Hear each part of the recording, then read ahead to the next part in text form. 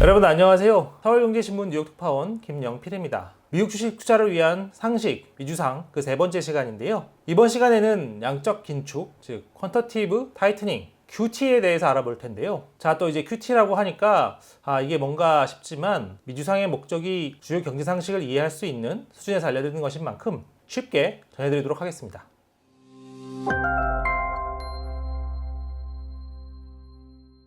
QT에서 T가 타이트닝, 조이다 이런 뜻이니까 뭔가 조이는 것인데요. 뭘 조이느냐? 바로 유동성입니다. 유동성을 조인다고 보시면 되는데요. 대표적인 긴축, 즉 돈줄 제기 정책 가운데 하나입니다.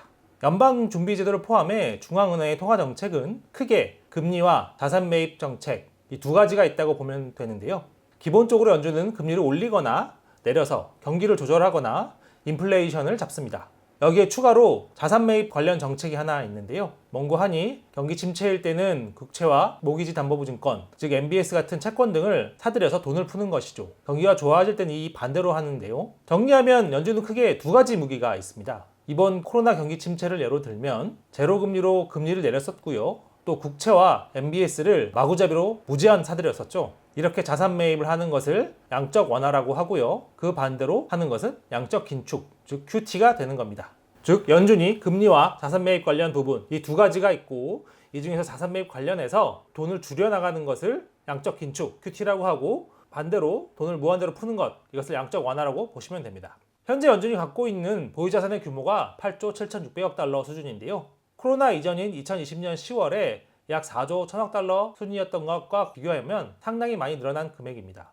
즉 코로나 경기 침체가 오면서 앞서 말씀드린 국채와 채권을 많이 사들였기 때문인데요. 이게 4조 달러 이상 불어났습니다.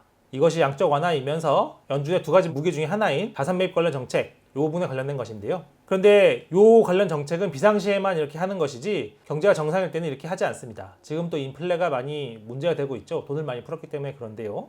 그래서 이 8조 7,600억 달러까지 늘어난 자산을 줄여나간다. 이것이 양적 긴축, 즉 대차대조표 축소 이렇게 얘기하기도 합니다.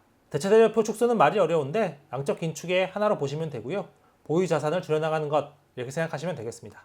그럼 양적 긴축이 이루어지면 어떤 결과가 나오느냐? 이것이 중요하겠지요. 말 그대로 긴축을 하게 되면 시중의 유동성이 줄고 금리가 오르게 됩니다. 연준이 엄청난 양의 채권을 사왔는데 채권을 사들이는 큰손이 하나 줄어들게 되면 채권의 가격은 내려가고 금리는 올라가게 되겠죠. 채권 가격과 금리는 반대이기 때문에 그런데요. 그럼 그 다음에 무슨 결과가 생기느냐? 바로 투자자들에게 중요한 증시에 영향을 줄 수 있다는 점입니다. 국채 금리가 올라가서도 그렇고 유동성이 줄어들어서 그런 측면도 있는데요. 그래서 전문가들은 금리 인상보다 양적 긴축을 더 걱정하기도 합니다. 이 양적 긴축이 어떻게 되느냐, 얼마나 빠른 속도로 이루어지느냐에 따라서 증시에 직접적인 영향을 줄 수 있기 때문인데요. 다행히 연준은 자산을 생각보다는 천천히 줄여나가기로 했습니다. 월가에서는 여름 정도에 연준이 대차대조표 축소, 즉 양적 긴축을 시작할 것이라고 생각했는데 제롬 파월 연준 의장이 최근 올해 후반기 later this year에나 가능할 것이라고 얘기했기 때문인데요.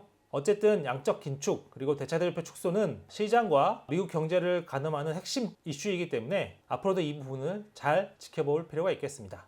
이번 주는 여기까지고요. 다음 시간에 또 여러분이 아셔야 할 상식 미주상으로 돌아오겠습니다. 감사합니다.